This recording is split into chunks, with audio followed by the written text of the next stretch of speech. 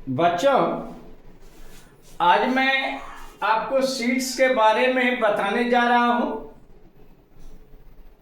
तो सबसे पहले जाने कि सीड्स क्या है। ओव्यूल के फर्टिलाइजेशन के बाद सीड्स का डेवलपमेंट होता है, जिससे न्यू प्लांट्स का जन्म होता है। ये सीड्स सीड कोट्स और एम्ब्रियो का बना होता है। यानी a seed is made up of seed quotes and an embryo. Embryo में जो है एक एम्ब्रियोनिक एक्सिस होता है और एक या दो कोटिलेडॉन्स होते हैं। तो on the basis of number of cotyledons it is of two types. Cotyledons के नंबर के आधार पर ये दो प्रकार के होते हैं। एक मोनोकोटिलेडॉन्स, जिसमें कि एक बीजपत्र पाए जाते हैं, यानी जिसमें कि सिंगल कोटिलेडॉन्स पाए जाते हैं। दूसरा है डाइकोटिलेडनस या डाइकोटिलेडॉन्स। इसमें दो बीजपत्र पाए जाते हैं, यानी इसमें दो कोटिलेडॉन्स पाए जाते हैं।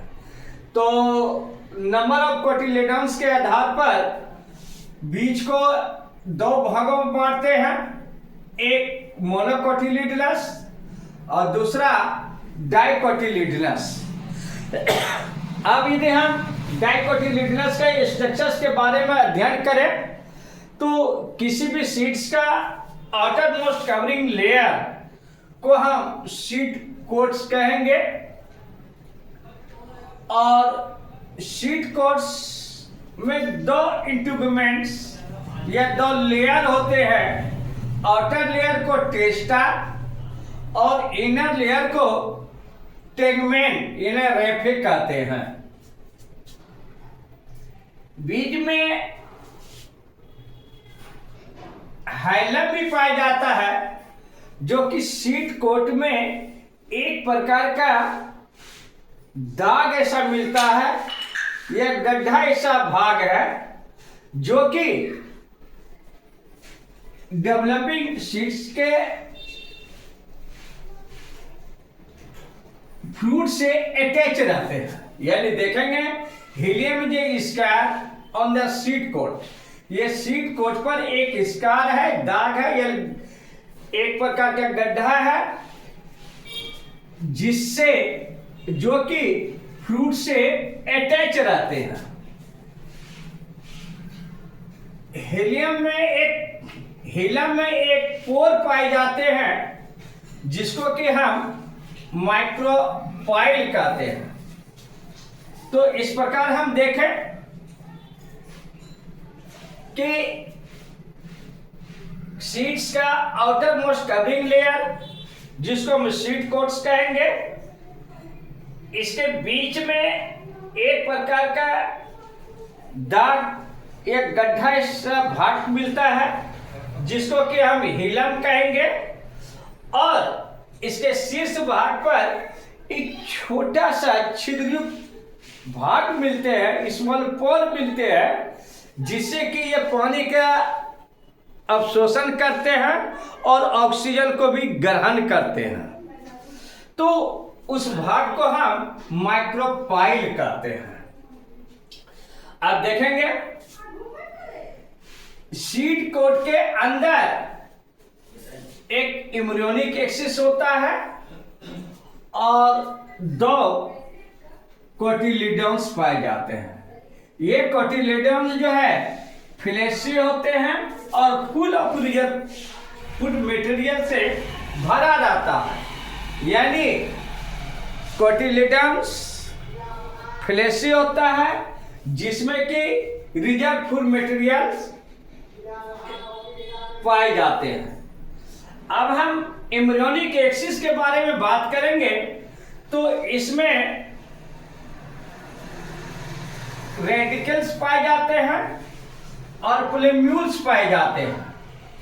रेडिकल से जो रूट सिस्टम का ग्रो होता है, यानी रेडिकल्स बियरिंग रूट सिस्टम, और प्लेमूल से शूट सिस्टम निकलता है, यानी प्लेमूल बियरिंग शूट सिस्टम। तो देखेंगे embryonic axis consist of radicals which bear the root system and plumule which bear the shoot system। अब इससे हम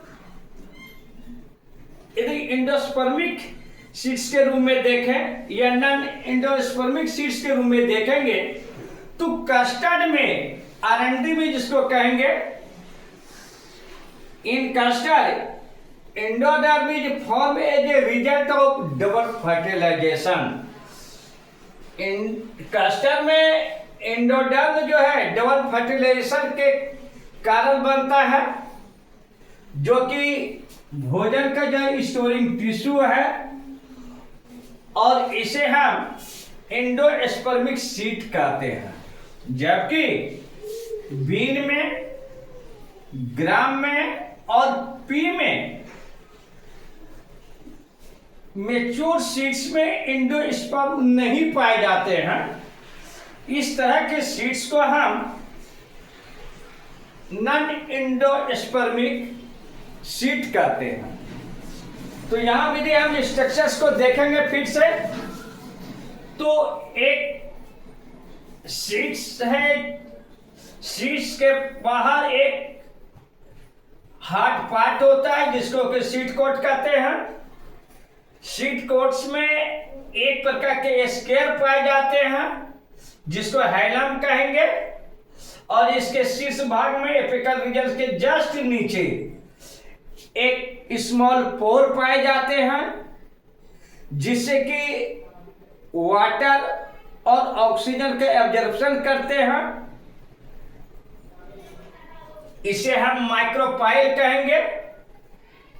यदि हम इसके कोटिलिडन्स को देखेंगे, तो डाइकोटिलिडन्स में 2 कोटिलिडन्स पाए जाते हैं जो कि फ्लैशी होते हैं, और इसमें फूड मटेरियल्स भरा रहता है। साथ साथ इसमें एक प्लेम्यूल्स निकलते हैं जिससे कि शूट सिस्टम निकलता है, और दूसरा रेडिकल्स निकलता है जिससे कि रूट सिस्टम निकलता है, यानी plumules bearing the shoot system and radicles bearing the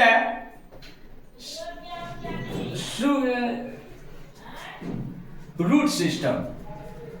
शेष दूसरे वीडियो में। धन्यवाद।